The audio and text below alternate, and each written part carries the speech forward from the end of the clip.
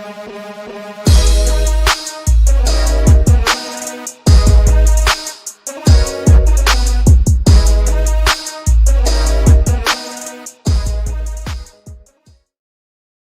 up, everyone? Welcome to Level 7. It is time for another episode of the Agents of Fandom podcast. I'm your host, TJ Zwarich, and it's an exciting day because we are diving into a brand new show with Pluribus on Apple TV+.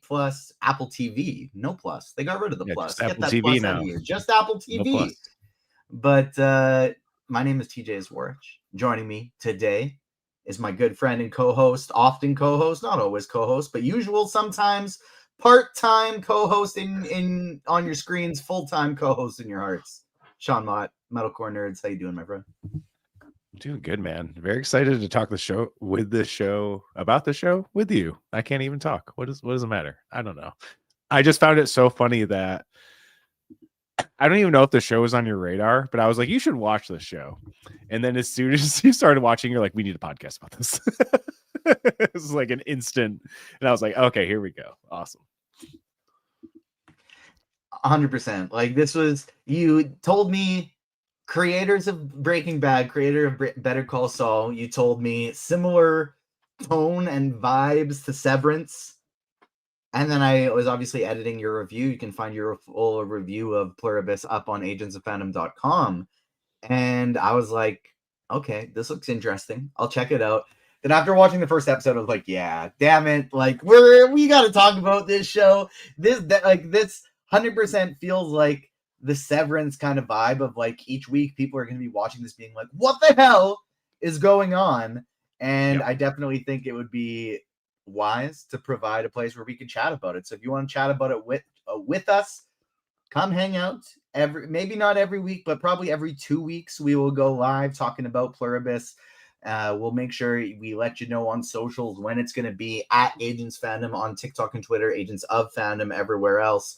But this is why you want to hit the like button, subscribe to the Agents of Fandom on YouTube and wherever you get your podcasts, and hit that notification bell so that you don't miss out when our shows are coming, because we got a lot of good stuff coming right now. We're going to be talking Pluribus. We, of course, got the Comic Corner every week. This Friday, we are going to have a show talking about Glenn Powell's all-new movie, Edgar Wright's The Running Man. Very excited to watch that one this weekend. We got a couple of fun guests joining us. Klein Felt from The Direct, from the Controller Club, from Reckless Rebellion podcast, as well as the number one Glenn Powell fan in the world, Rachel Leishman of the Mary Sue, is going to be joining us for that as well. Then next week, Sean, I think next week we got to do our Stranger Things recap podcast and just do a full dive into the first 4 seasons, talk about what is leading into the final season of Stranger Things coming later this month, which we'll of course be talking about here on the pod. But this leads us into Whatcha Watchin', because for you and I think the thing that has been taking up a lot of our time has been our Stranger Things binge. Yeah, 100%. Stranger Things binge. I am on season 4, episode 6 right now. I'm in the home stretch. You know, episode 4 and on, they're all like mini movies, you know, so they're all over an hour, easily over an hour. So getting through those. And yeah, I finished episode 4 last night, which is the Dear Billy episode, the Sean Levy directed episode. And oh my God, that episode is still the best of the entire series. It's so incredible. And me and you have been texting about this back and forth as we've both been on our rewatch, because we're kind of near the same spot, and we kind of have been without planning it, which has been very impressive, I think.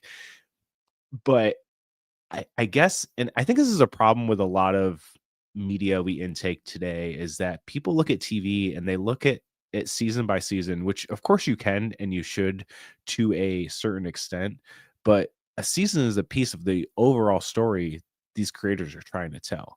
And I think obviously there's been long waits between almost every season of Stranger Things, so I think it was missed on a lot of us, even me, when watching them live. I've always really loved Stranger Things and each season for their own merits, but rewatching them back to back to back, you really get the scope of the story they're telling, and them crafting these character arcs as they go along, and these like little subtle nods that if you caught them while you're watching it live, you have the greatest memory on planet Earth.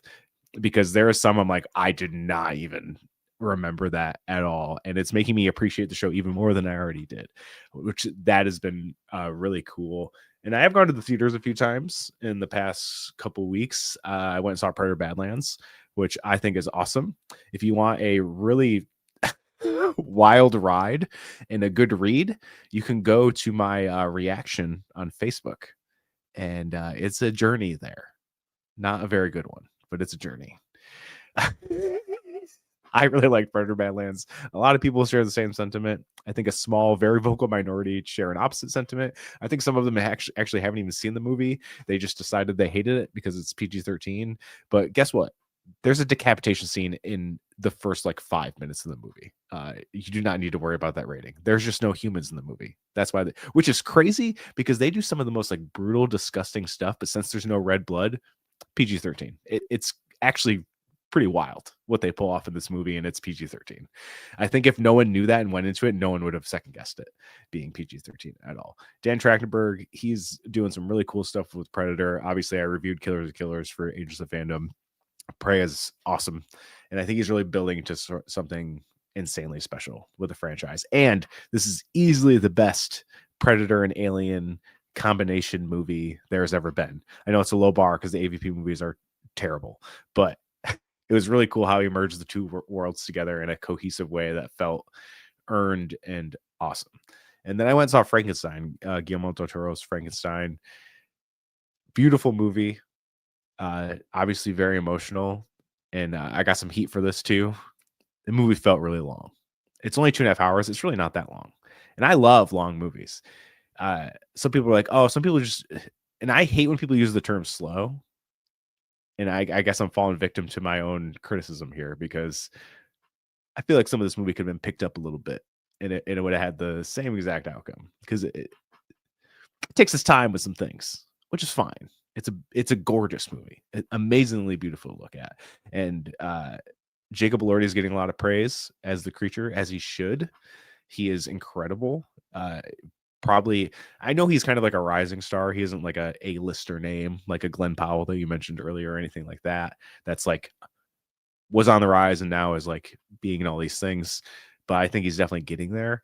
And I hope he gets some awards recognition for this performance because it is truly something special. It's on Netflix. It's still in theaters in some places if you can go catch it in a theater. It was very weird to see the Netflix opening animation in the theater. I will admit that was kind of wild. I was like, whoa, that's crazy.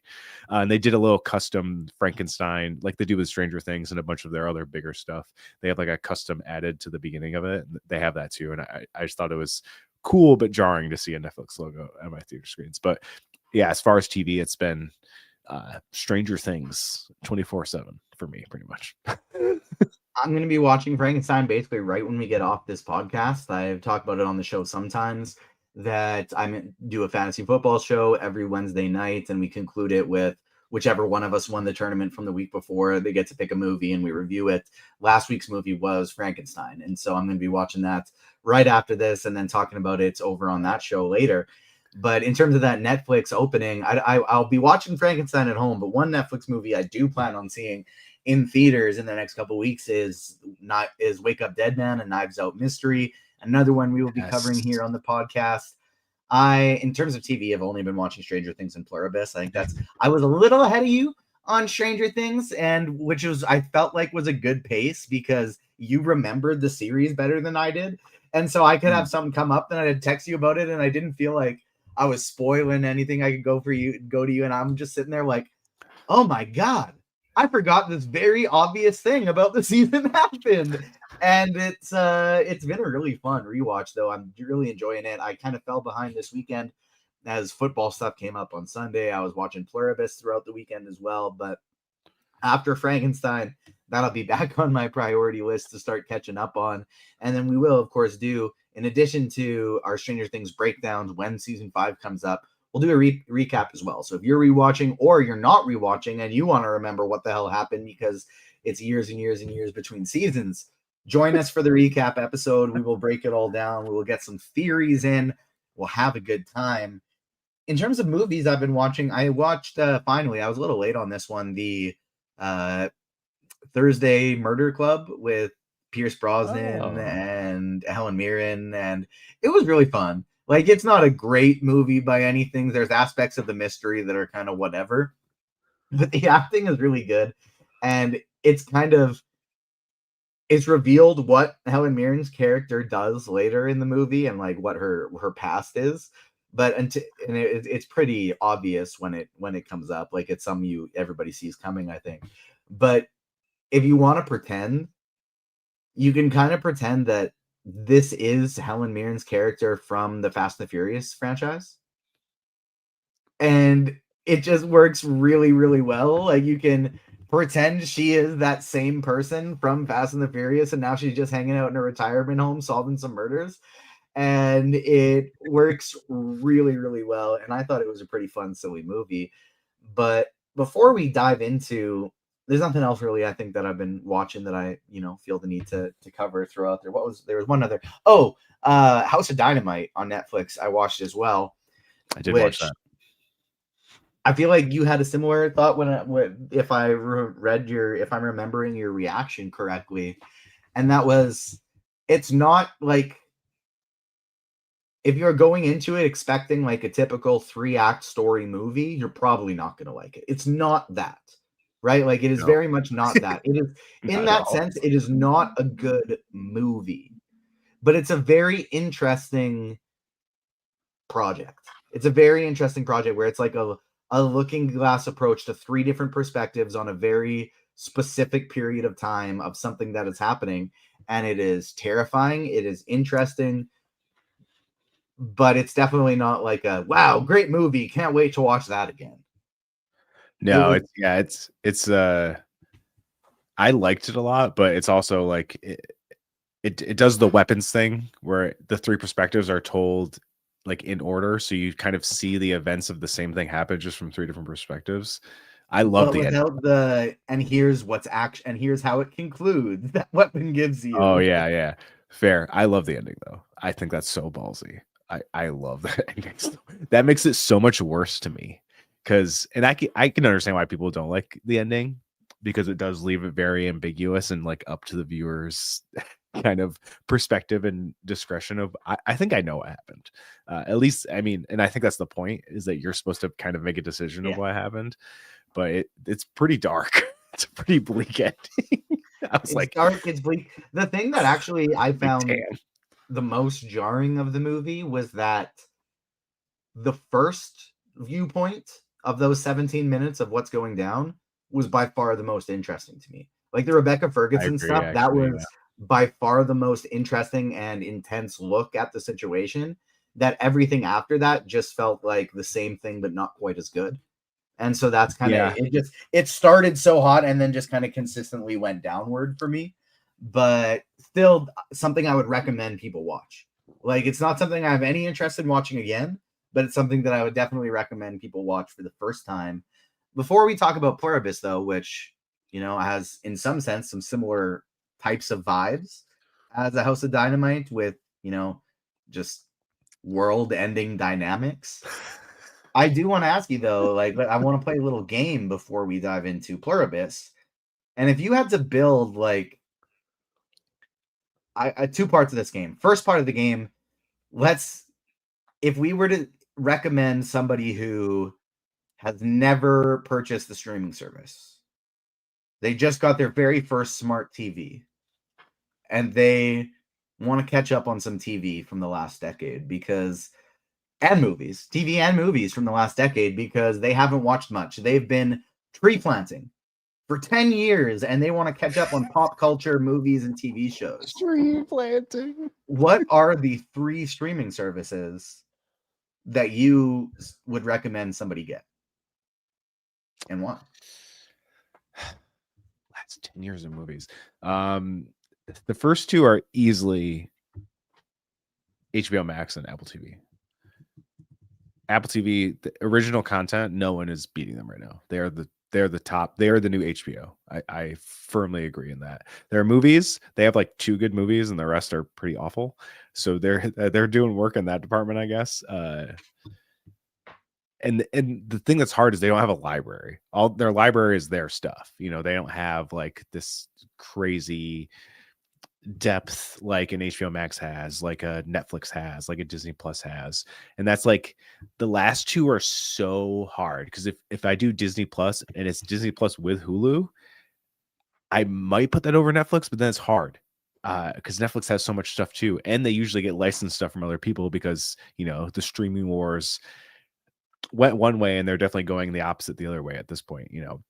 Warner Brothers is looking to get bought by another company, which I don't know how, if it gets bought by another company, I don't know how it's going to go for streaming services. Are they going to merge? Are they going to keep it separate? Like, what's going to happen?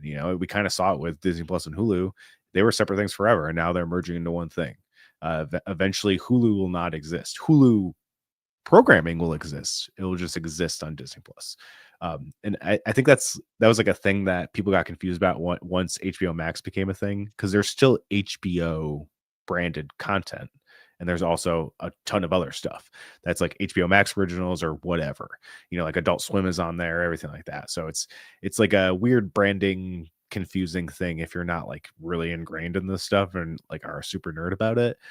Because so many people were like, yeah, HBO's gone. It's like, well, it's not gone. All the stuff's going to be there. It's just under a new name. That's all. So I don't know about the third one. It's hard. I guess it's what you're into. Because if you're into like Star Wars and Marvel, then you need Disney Plus. But if you don't really care about that stuff, then I would say probably Netflix. Netflix has so much stuff. Like you could literally watch Netflix stuff and probably until the day you die and not run out of stuff. Is everything on their quality? No. But they do have a lot of they have a lot of the Sony stuff, like all the random people that don't have a deal with these other streaming services. Like a lot of stuff goes on there. So that's hard, but definitely HBO Max and Apple TV, top two for sure. What would your answer be on that? I'm curious. It's so hard because, like you said, it depends what you're into, but there's also, it's just so spread out. Like, I really wish there weren't like a distinct tentpole thing that I felt like I needed on every streaming service so I could avoid a few of them. But so we don't have HBO Max, but we have Crave in Canada, and that's still where we get our HBO stuff. And that is the one that I feel like I need the least. But also when there's a show on there that I want to watch, it's just like, damn, I need that. That Crave is the one, HBO Max / Crave is the one I go to the least often. Okay. But when The Last of Us is airing, when all these other shows that we cover here on the podcast or else or not, that are just like these really high quality HBO shows, these DC shows like The Penguin, they're shows that I simply can't miss. And so I need Crave for that. And so admittedly, we don't have Crave. We go to we use my father-in-law's, or I just get screeners for things. And so luckily that's been fine. That's been like the one that I've been able to avoid the fee, but like I need it for when those things come up. Yeah. Amazon Prime in general, just on its own, there's not that much I need from Prime Video. But because we have far fewer streaming services in Canada than there are in the States, so much of the Peacocks, the Paramount Pluses, they just go to Prime Video here. And yeah, maybe sometimes you have to pay an extra $4.99 to get this channel, $4.99 a month to get this channel added to your Prime Video. But it's also things that give you a 30-day free trial, and then you cancel it after. And it's like, are you sure you want to cancel? Here's the next 6 months for $2. And you're like, okay, whatever. And so it's basically Prime Video. The ones that I feel like I'd need on there the most are The Boys universe, Gen V and The Boys, and then Invincible. Like those are shows that are must-watch television for me. And so it'd be hard for me to get rid of Prime Video. Netflix, I don't watch a ton, but it's just sheer volume. Like if you're sitting there and being like, I don't know what to watch, I just want to put something on, you go to Netflix. And part of that is because it's been there for a while, but part of that is because of the catalog, like you talked about. I think that would be another one that I could probably go without personally, because all that would really be there for me is, like I like Stranger Things, I like the live action Avatar: The Last Airbender, I like Wednesday. There are shows on there that pops up. And then there are these movies that pop up on there as well, like A House of Dynamite that I just watched. I actually just watched A Gray Man for the first time too, and I liked it quite a bit. Oh, But nice. probably not as high of a priority for me personally as Disney Plus, which again, it's if you want the Marvel and Star Wars, you have a kid who likes Disney stuff, who wants to watch some Bluey, Disney Plus is the priority. And for me, it is. Like, it doesn't get much better than all the Spider-Man and Star Wars cartoons that I loved watching are all there. Like, I could just pick an individual Marvel Disney channel or an individual Star Wars Disney Plus tab, and that could be the most valuable streaming service for me. Like, I could just watch Star Wars all the time. And so because of my love, that would be a priority. And then Apple TV is the one that, like, that's a must, and I hate it's a must because there's no catalog. You can't just be like, I got nothing to watch, let me put on Apple TV. If you want a movie, if you want a TV show and you want to start a new series, it's the fucking best. There is nowhere on the internet, on cable, on streaming services that you can get the quality of great streaming television that Apple TV Plus has, with Severance, with Shrinking, with Pluribus, with Ted Lasso, and that's just the ones that are my favorites. I love Mythic Quest, but there's all these other, like The Morning Show and Slow Horses and Silo, and like it's filled with these incredible television shows. Not every one will be for everybody, but there will be one that's for you, and damn will it be written well and filled with incredible actors acting their asses off. And so that's one that is a need.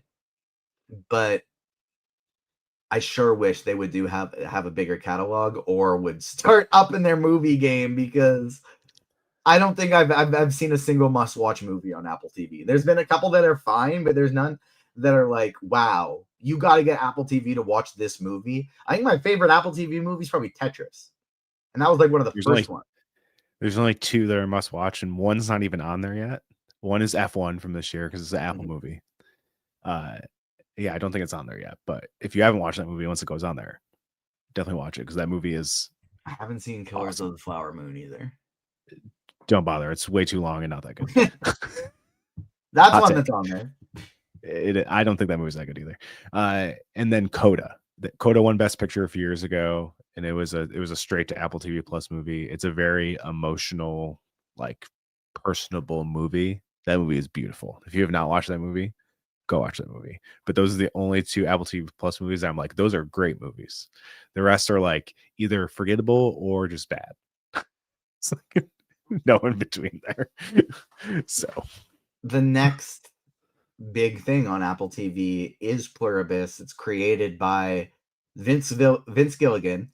And speaking of things I haven't seen, Sean, this has been like one of my deepest, darkest secrets. Anytime somebody talks about it, I just fade away and I pretend that I just nod and I smile and I pretend like I've been a part of it and I've experienced it. There's a lot of really, really big TV shows that I haven't seen before. I didn't watch Game of Thrones because, as amazing as I knew it was, as I was like getting interesting and catching up because everybody's talking about it, everyone just talked about how much they hated the ending, and it sapped away my motivation to invest in the entire series when I knew there was a good chance I could get let down by the ending. And I know I should form my own opinions. It's just a lot of content. It's a lot of content that it takes a big amount of motivation to dive into a series like that. And knowing that the ending was kind of universally hated, it zapped some of my motivation. Fair. I also haven't seen Breaking Bad or Better Call Saul. Oh, man. You got to get on it. We went through a list of TV shows you haven't seen. It's a pretty big list. Game of Thrones, The Sopranos, Breaking Bad, Better Call Saul, The Wire. Succession. Leftovers. Those are the big 6. Lost. That's 7. Those are big 7. I've seen basically all the other big TV shows. But if you like pull up IMDb's highest rated TV shows of all time and you take out the like reality TV ones or like the Planet Earth explanation ones, I'm pretty sure those are literally all in the top 10. And so the ones I've seen are like Avatar: The Last Airbender, which I talk about every week on the show. But there's a lot of the top shows of all time that I haven't seen. So I'm going to fix some of them. I'll eventually watch Lost. I'll definitely eventually watch The Wire. I'll probably watch Breaking Bad and Better Call Saul. But give me the elevator pitch. Give me the spoiler-free elevator pitch on why I have to. Because Succession, Better Call Saul, or Succession and Breaking Bad, I do admittedly struggle investing in shows off the bat where it's like the main character is not a protagonist. I would say the main character, but they're not a hero, you know? I would say the main character of Pluribus isn't really a hero. She's kind of a reluctant hero. She's not very likable in the beginning. True, but she's very, it's very easy to be empathetic towards her. She's very easy to relate to because it's like, if this happened, what the fuck? So I think you've got misconstrued on Breaking Bad because his is very much, it's a teacher. He finds out he has cancer. I believe it's cancer. It's like a terminal illness, basically. And he needs to find a way to make money to make sure that his family is taken care of. And then as that happens, he's a science teacher. So he thinks, I'll just make meth. That's how I'm going to do this. And then what ends up becoming is this dude you really kind of understand. He's going to some pretty crazy lengths to make this happen, but what he's doing feels right. You know what I mean? And then he falls down this kind of rabbit hole of becoming a villain. Better Call Saul is very similar, but it's way more grounded. It's a guy who's just like really down in his luck. He really wants to be someone, and then you see him become someone. But the importance of Better Call Saul after you watch Breaking Bad is that it is really the epilogue of the entire franchise. There's also a movie, El Camino, that follows Jesse post Breaking Bad and stuff like that. But the final season of Better Call Saul is really the kind of conclusion of the whole story. And that's done beautifully well. And they feel similar, but they're different in their own ways. And it's hard because, and I talked about that in my reaction about Pluribus, is these shows weren't considered like all-time greats. And I feel like people throw around like greatest TV show ever like way too soon in something. And I know I've said similar things, but I always like to put the caveat like Severance. If it keeps up the quality it's going in these first 2 seasons, it can be one of the greatest shows of all time. It depends how they stick to landing. It depends how they keep going. But that's why I say if first 2 seasons are amazing, immaculate. And it's kind of the same thing with a lot of other TV shows going on right now. We've talked about this numerous times this year. We're in probably the most insane year of TV, I think, ever. It's absolutely crazy. I still can't believe it. And the fact that there's more shows coming out, like Task just came out. It's amazing. Welcome to Derry is so sick. Again, I've only seen the first 5 episodes, so I don't know how it ends. I'm not sure if it's going to stick to landing, but if it keeps in the same quality it's going in the beginning of the season, what a great season of TV. And it's the same with Pluribus. I've seen 7 out of 9. It's such an original feeling show, but like you can take the feeling of how, you know, how Pluribus is kind of this world-ending thing, but it feels so personal. That's kind of the vibe of Vince Gilligan shows. Like he takes these things and makes every character feel so real and tangible, and he does a great job like fulfilling their arcs. And it's I don't know, like it's hard because you're at a point where it's like you're going into this with like everyone loves this show. You know, it's like there's people who don't like them. It's just not their thing, which is fine. But for the mass majority of people, like Breaking Bad is touted as, if not the greatest, one of the greatest shows ever. And I think Better Call Saul is on the same level. I think it might even edge out Breaking Bad a little bit for me. And that's a hot take. I know a few people agree with me. Most people don't, which is fine. It's just, again, it is such an amazing closure to the whole story that I think is so beautiful. There's a way you can watch it. And I think once I rewatch, I want to do it. It's like you watch like seasons 1 through 3 or 4 or something of Better Call Saul, because it all happens before the events and then it catches up to the events and then it's after the events. And you like watch that and then you watch all of Breaking Bad and then you finish it. I kind of want to do that sometime. we'll see when I have the time to fit that in. But I did watch all the seasons of Lost this year, so I probably can make it happen. And those are long season lengths. Those are long network TV season lengths. But dude, yeah, those two I can't recommend highly enough. And I believe they're all on Netflix too. AMC has like a very good relationship, even though they have their own streaming service. A lot of their stuff ends up on Netflix too. I think it's partially why The Walking Dead is still a thing, because they get the second life once it hits Netflix. You know, all these spin-offs and whatever. Like, you can go watch all the Walking Dead stuff on Netflix if you care to. But yeah, Breaking Bad and Better Call Saul are must watches, in my opinion, for TV. I'll get there eventually. It's not something that I'm just like not gonna do. I will. I absolutely will get there eventually. It's just kind of depends when. It's rare that I feel like I want to just like dive into something that is long and has multiple seasons but there are times that I have that where it's like I won't start work every day till like 2 p.m. and my wife and baby are both gone at daycare at work. I'm at home by myself. I can multitask. It's time to start a TV show, and I'll watch like it's been a week and a half that we've watched these entire 3 seasons of Stranger Things. Like we've been pumping through them pretty quick. And so when I get there, it'll be a journey and I'll walk in, but they're just kind of those things that I don't really want to. I'm not like I won't watch like an episode a week.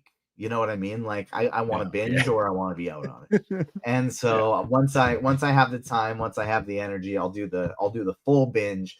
But we're watching one episode a week of Pluribus, or at least I am, because you of course have seen the first 7 episodes. I have not. Let's stick with these first 2 specifically, spoiler free. Obviously, if they want your full thoughts, they can go over to agentsfandom.com, check out your review. But give me your spoiler-free first 2 thoughts of these episodes. Take me into the brain of screener Sean as you're watching this going, what the fuck is happening with this show? I have such a weird relationship with screeners now, I think. Now that it's been a few years since I've been getting screeners and like posting my thoughts, whether it's, you know, just short thoughts on social media or long form and written reviews and everything like that. But like I've come to like such a weird space where I have the most imposter syndrome, and I watch something and I'm like, I think this is incredible, but then I second guess it, because sometimes when I post something's incredible, people are like, this is terrible. What what are you talking about? Your taste is terrible, blah, blah. And I shouldn't listen to that stuff, but sometimes it's hard to ignore it. And I watched the first 2 episodes. I mean, I watched all 7 episodes, and then I went back and watched the first 2 episodes again before writing my review, or as I was kind of crafting my review, just to like really let it sink in. Because I love weekly TV, and it's hard sometimes when I watch screeners because I am binging. You know, you're binging a chunk of TV. So I wanted to really sit with it and think about it and then revisit it. And the whole concept of this, and I love that Vince Gilligan was so particular about the marketing for the show and didn't even give away the actual plot of the show, like at all. Like even in the review, I couldn't even give away the actual concept. I had to dance around the whole premise of the show, which kudos to you, because that's such a rare thing nowadays. And this concept is so crazy, and it's so different than Better Call Saul or Breaking Bad. And I think it's so original and such a cool amalgamation of a ton of different things. Like the intro feels like 3 Body Problem, you know, parts of the middle part of episode 1 feel like Invasion of the Body Snatchers and stuff like that. My friend, after he watched episode 1, brought up the Unity episode of Rick and Morty, which definitely has some similar vibes if you're a Rick and Morty fan. Just so many different things that culminate into this like genius idea that put Ray Seahorn at the front of this crazy world-ending situation, but still makes it feel so personal. Like it's the most crazy apocalyptic like idea, but it feels so close to home, and I love that. And like how I pitched you on like it's totally like Severance. Like I love that Apple is like the home of these like normal feeling sci-fi shows where it's like the premise is pretty kind of, you know, normal in a way, but it feels so uncanny and absurd and weird. And I just love these first 2 episodes. I think this show is genius. And again, I said it feels like this can be another one of those shows that Vince Gilligan's already done, just like Breaking Bad and Better Call Saul, where as it goes along, like it's just going to be absolute perfection. And there's going to be 2 seasons guaranteed. Apple bought 2 seasons because, of course, when the guy who made 2 of the best shows ever made goes, "Hey, I have this new idea," they're like, "You're getting 2 seasons off the bat." No brainer there. He said he has a possible 4-season plan, but like with a lot of shows, I think they're pretty fluid with the journey. They usually kind of have the idea and some kind of peak moments in the journey, and they usually have the ending, and they kind of see how it goes. Same thing with Shrinking. Shrinking was crafted as a 3-season plan, but they've kind of said, I think we're going to go past that. So I like that we live in this era. I think Shrinking is the most underrated show on television.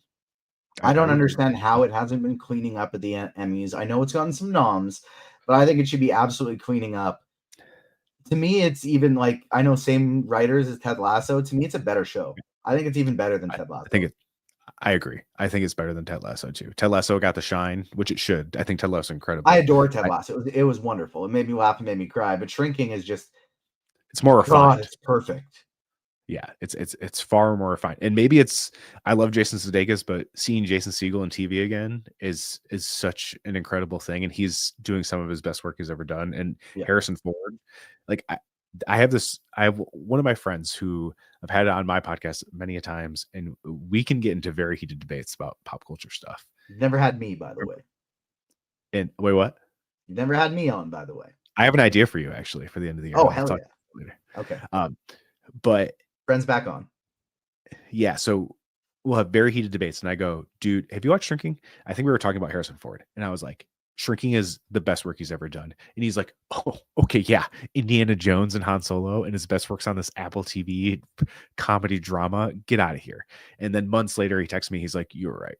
I'm like, I wasn't throwing it around like it was nothing. Like, he is truly unreal in that show. That monologue in season 2 in the finale, Jesus, dude, like, it is so good. That show breaks me at a level that is unparalleled to a lot of shows. I can't wait for season 3. Obviously, that's coming in a few months next year, but still a few months from now, and I'm super excited. I'm actually very happy it wasn't like a Ted Lasso where they didn't say it was the final season, but they kind of said it was the final season, and they left us like in limbo forever. And Bill Lawrence has come out and been like, the original plan was 3 seasons, but as we've been going through it, seems like there's a lot more story to tell. So there's probably going to be a lot more story to tell. So that makes me happy. And that's been a very kind of 1 season a year show. It's kind of weird because we didn't get a season this year, but we had the end of season 2 going into the beginning of this year. So it's like a weird, we had some Shrinking this year, and it's still coming in the beginning of next year. So it's almost like, how The Bear was and how The Pit's going to be, where they're trying to provide a season of TV every year. And it looks like HBO is trying to adapt that model kind of across the board, where it's, if they're going to have these big shows, they want them 1 season a year. Obviously House of Dragon just kind of fell into the Stranger Things effect, where it's like, like years between seasons and things like that. But yeah, going back to Pluribus, amazing. What did you think? Like, I was so stoked when you were texting me and you were like, okay, we need to pod about this. I was like, he's in, let's go. Well, it was twofold, because one, I enjoyed it and I thought, okay, this is definitely a show I'm going to be able to talk about, and so I'd be fine with doing a pod. But then I was just kind of scrolling social media throughout the weekend, and I saw so many people freaking out about this new show, and I kind of thought this has potential later on to become like a water cooler-esque show. And if it does, I feel like from like a podcasting perspective, we should want to be all over that. And so those were the 2 big reasons that I want to talk about it. But then just diving in, I love a puzzle box. I love a puzzle box show where it's like, here's an intro to a crazy idea, and we are slowly going to unveil more and more with each episode what is going on, because you have no idea on the onset. And getting into, I'll give spoiler warning for Pluribus episodes 1 and 2. We'll start going through it right now. When we get the cold open, I was just immediately bought in. I was like, because I knew from editing your article that we have not met the main character yet. Carol is not here. Ray Seahorn is not here. I always want to call the H a B in her last name. Ray Seahorn is not here yet. I have not met Carol, and so I know this is all set up, and it's intriguing. The whole there are codes coming from outer space. This is shit that they're trying on Earth all the time. They're sending shit out. They're listening, but everybody's too damn far away to ever be able to make any type of communication. And they finally get something. And as soon as they're going through it, trying to figure out what's going on. And as soon as we get to the point where someone goes, oh shit, I know what it is. Cut. Intro. And now we finally meet our main character, and it starts happening, and you see a countdown, and you know, okay, whatever they're building towards, this shit is about to go down. The literary technique of adding the countdown in there to kind of give us the reference point of this is when everything should hit the fan. This is before it. Now we're taking you after it. This is how long it's been. I think that's worked really well to provide reference, but also to build intrigue. And the concept that what did I just watch? Maybe it was Stranger Things, where they were talking about how after Will's in the Upside Down, how I can't remember if it's Demogorgon, if it's Mind Flayer or what, but how it's infecting the Mind Flayer in season 2 is infecting his body. It's like a virus. Right? Yes. It's living inside of his body as the host, and it's its own living being. Mm-hmm. As soon as we're going through this, that I had the thought, because it was so fresh in my mind from Stranger Things, I was like, what if this, I said it to Ava, I was like, what if this is like a virus? What if this is a virus controlling them? And then you realize it is a whole hive mind situation, just like the Mind Flayer. As soon as the Mind Flayer infects everybody, it controls them as a hive mind. And the concept they reveal of this is now everyone. This is everyone in the human race. It's such an interesting concept, because it's one of those things where you truly don't. You don't know where you stand on the whole situation. We are seeing this from Carol's perspective, and it is. It's a truly incredible performance from Ray Seahorn. As Carol here, she is wonderful. You are immediately on her side and empathizing with her perspective of like, hey, we have to save the world. We just saw this terrible, traumatizing thing. We just lost our partner, the love of our life, and our business partner gone. They died in front of us. And this thing that we are seeing, all these people mind meld, that's what caused it. It looks terrifying. This is the apocalypse. This is the end of the world that I'm seeing right now.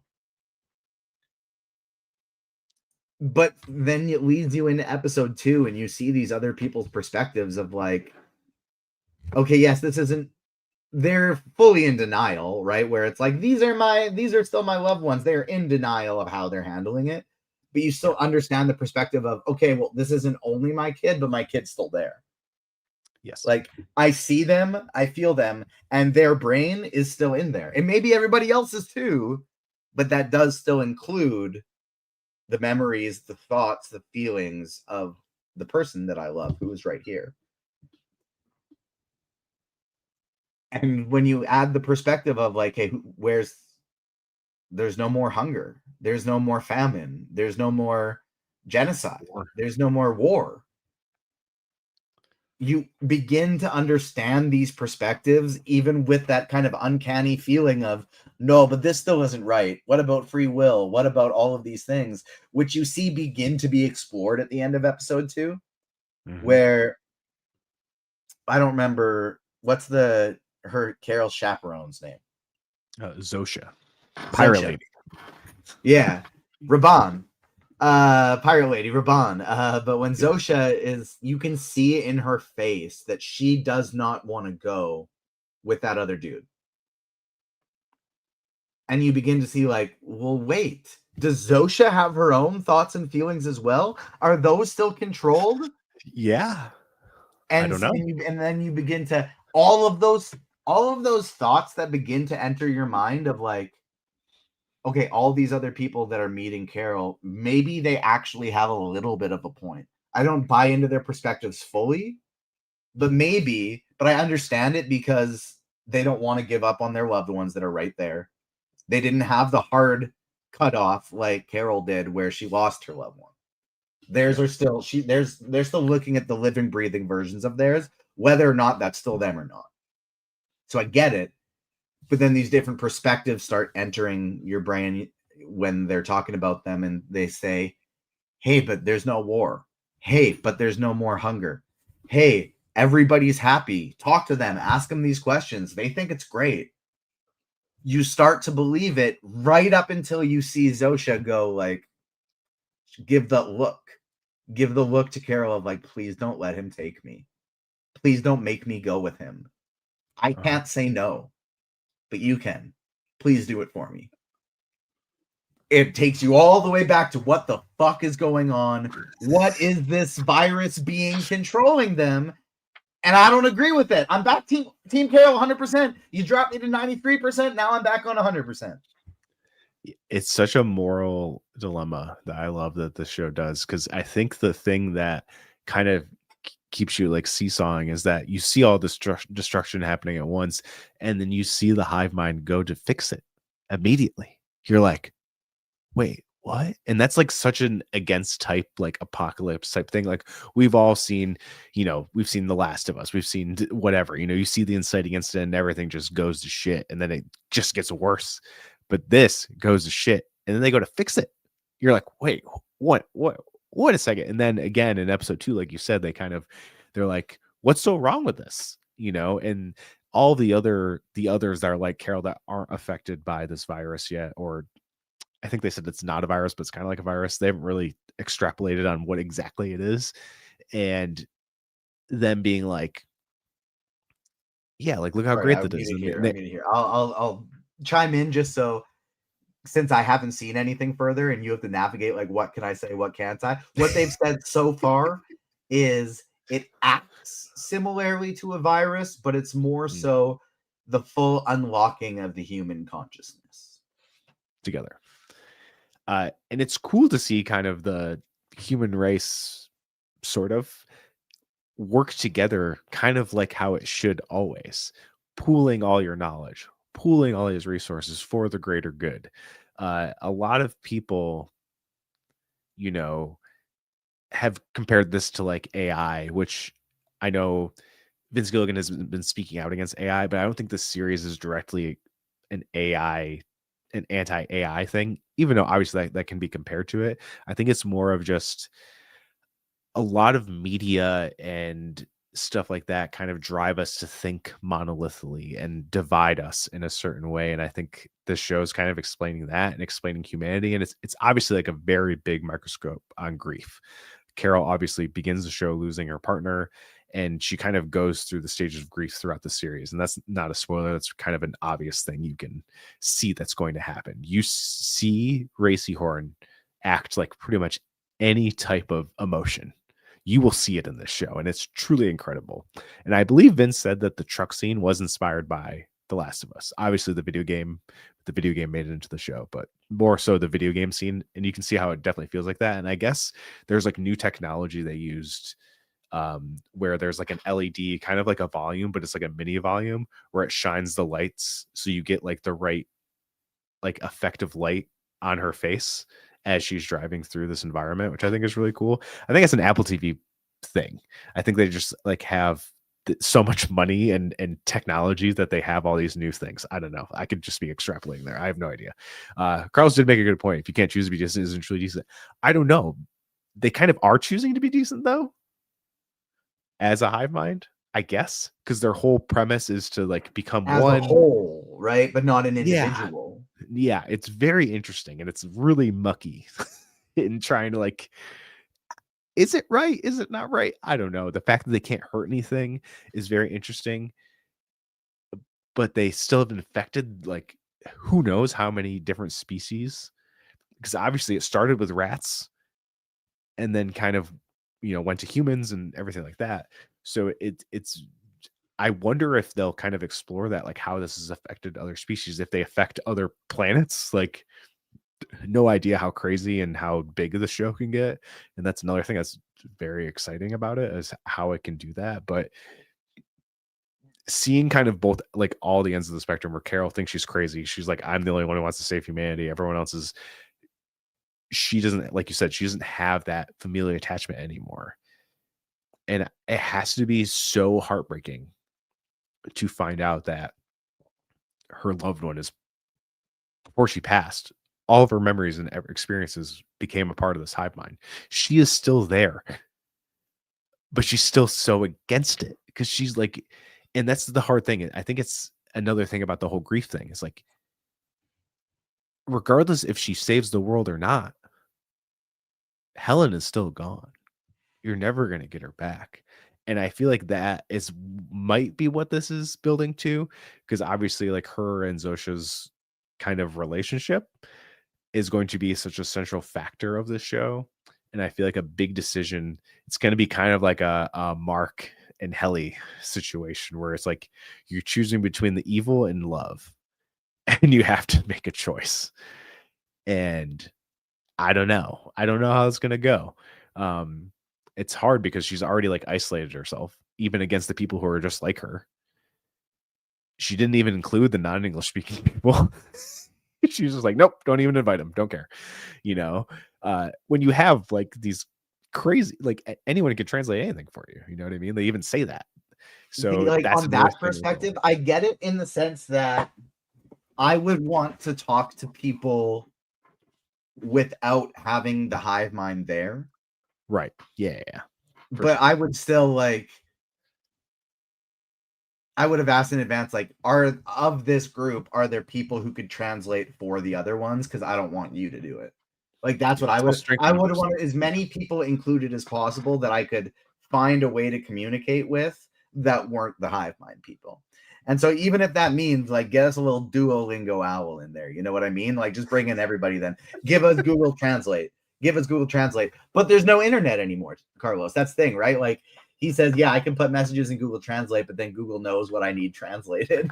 And so that's the biggest thing, is if they're the Google, I don't like it. And since there's no Google anymore, that's what I'm not trusting. So I understand the English thing, not from like a, if they're not like me, get them the hell out of there. Like, not a, like a bigotry, let's separate them perspective. Like privacy. But of a, I want to be able to communicate them without the hive mind knowing. That part I get for sure.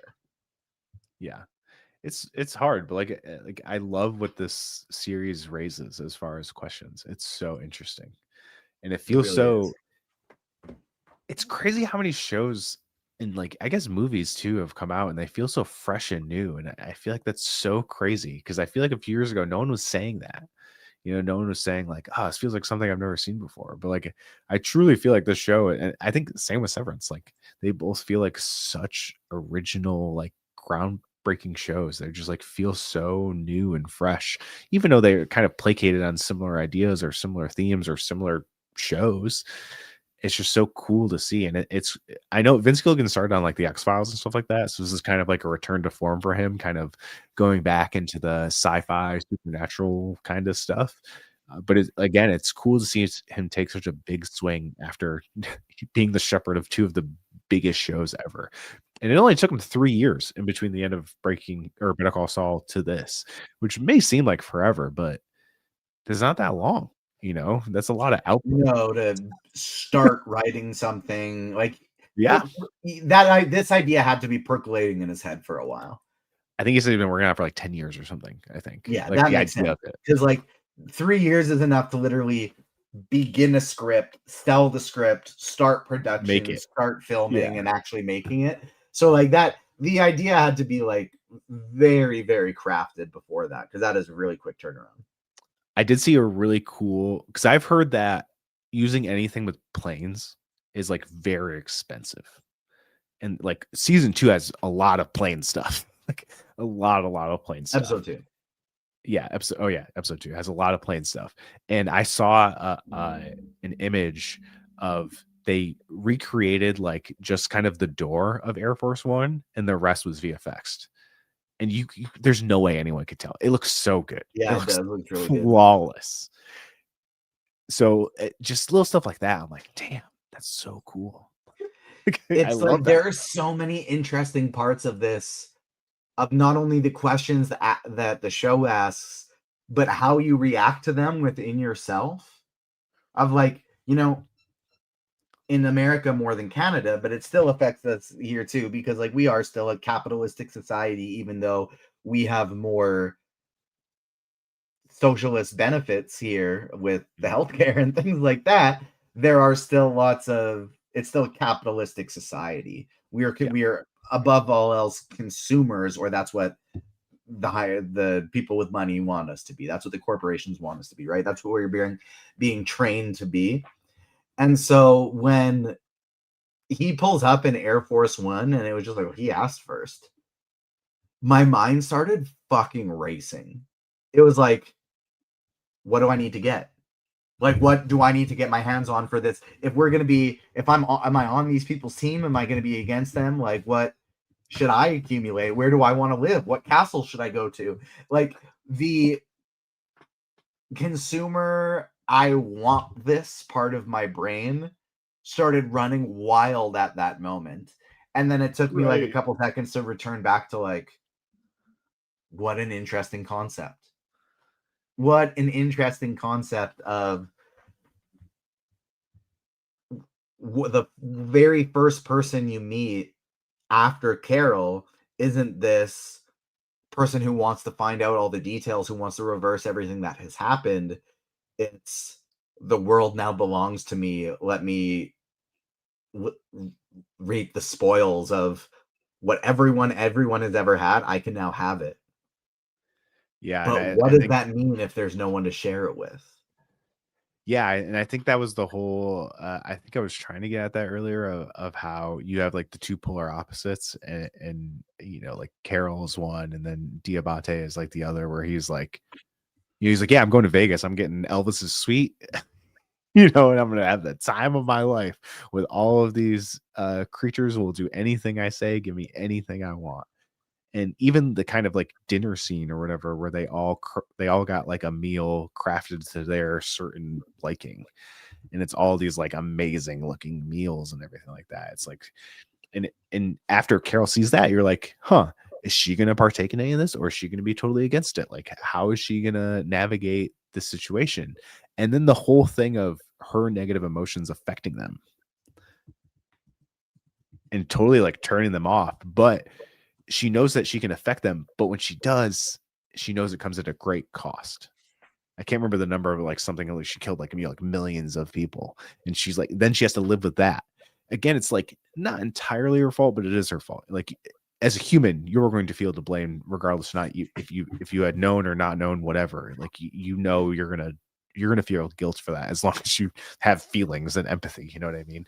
And that's like another thing that's like they just keep adding these little nuggets of like, whoa, okay, crazy, and with like obviously not giving anything away, but like that continues to happen. Like the show, probably from what you can tell, and if you've seen Better Call Saul or Breaking Bad, it is a lot. This is a big slow burn, and it's pretty much a character study, mainly focusing on Carol.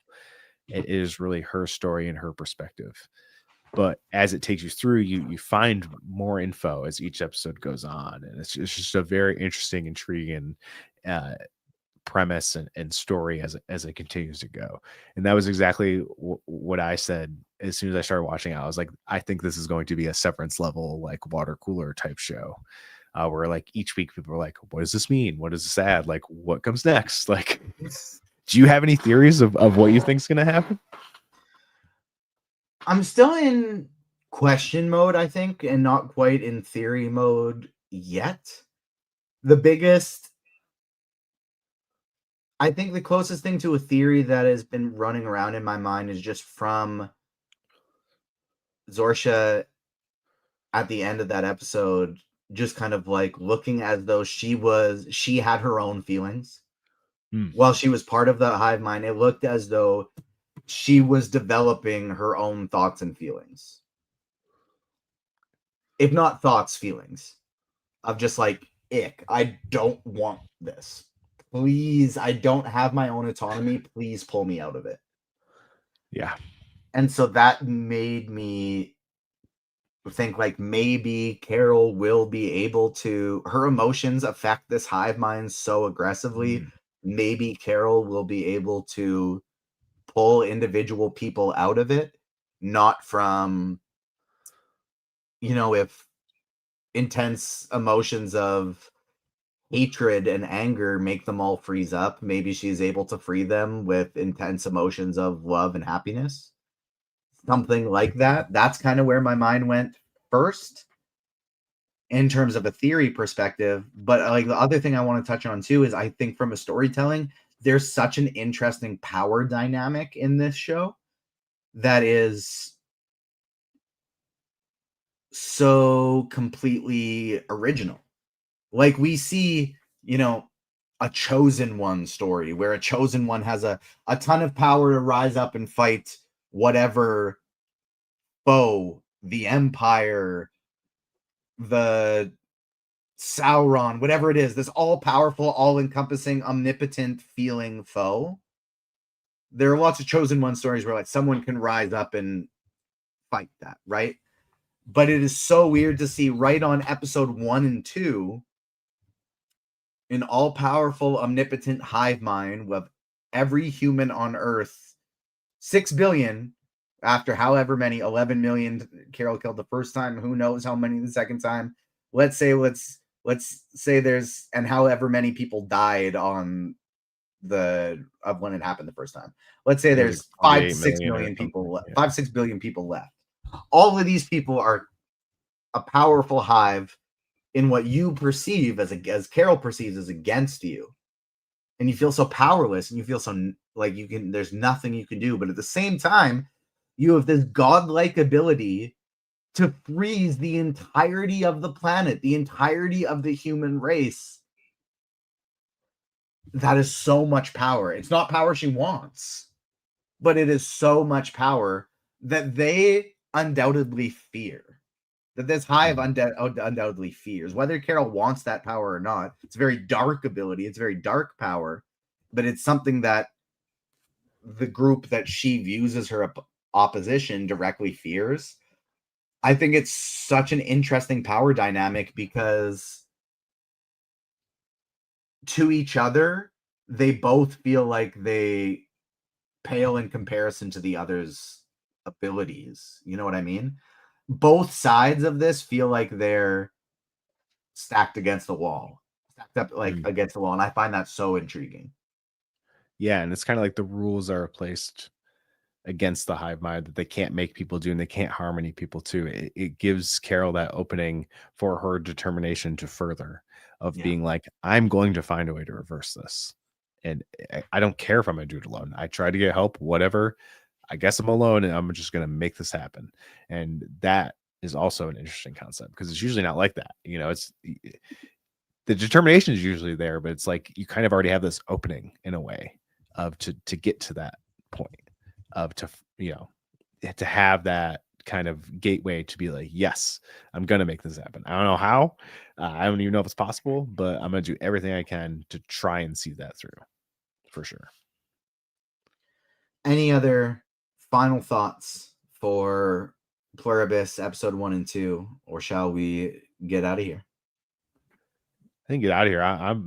I love this show. Obviously, I've seen way further than this, and it continues to be a very interesting and thought-provoking series. I have no idea how it's gonna wrap up, and that's exciting. It's one of those exciting ones where you're like, where is this going? I have no idea. It's more of like, I wonder how they're gonna land this ship at the end, and then obviously leave something open to continue it for at least a season. I mean, I see this going as long as people wanted to. I heard it was breaking the app as it was going live.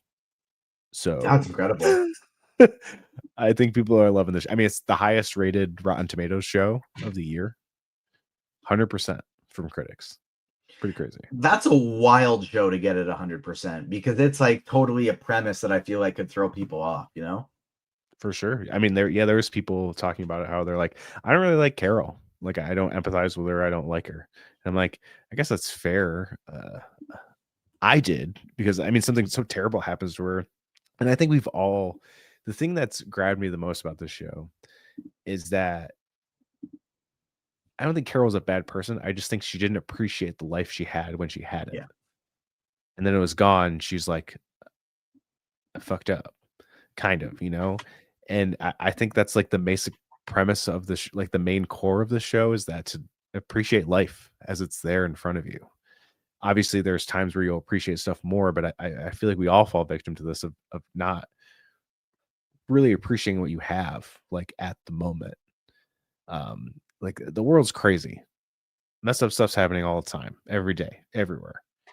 And a lot of us are very lucky to not have to deal with that stuff. Not that people deal with crappy stuff every day too, but in the grand scheme of things, like a lot of us are very lucky to live the lives we live.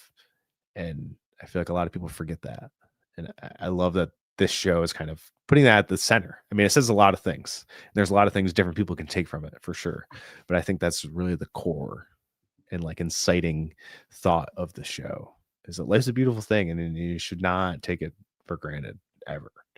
I think that's a beautiful thing to try and convey, personally. What are your thoughts on Pluribus? Let us know in the comment section here on YouTube and on socials at Agents Fandom on TikTok and Twitter, Agents of Fandom everywhere else. We will be continuing our Pluribus breakdowns, if not every week, every couple weeks, every 2 or 3 weeks. So make sure you subscribe wherever you get your podcasts, here on YouTube. As you're hitting the like button, subscribe, and hitting the notification bell. If you are listening to us in podcast form, leave us a nice 5-star rating on Apple, Spotify, wherever you're listening to. Leave us a nice review if they have that option as well. It truly helps us keep the lights on over here, be able to do more shows, be able to bring in awesome guests. And that's what we want to do for you, because we do have a lot of exciting things coming. On Thursday, there will be the Comic Corner in the morning, as per usual. On Friday, we will have our breakdown of Running Man dropping on YouTube and wherever you get your pods. Next week, we'll be talking some Stranger Things. We'll have the Comic Corner coming as well. And there's lots of exciting movies coming up, like Wicked for Good and Knives Out, or Wake Up Dead Man and Knives Out Story, that we are going to still be covering here on the podcast, Avatar, Fire and Ash, before the year runs out. So thank you so much to everyone who tuned in today. We will see you again next time. On behalf of myself and Sean,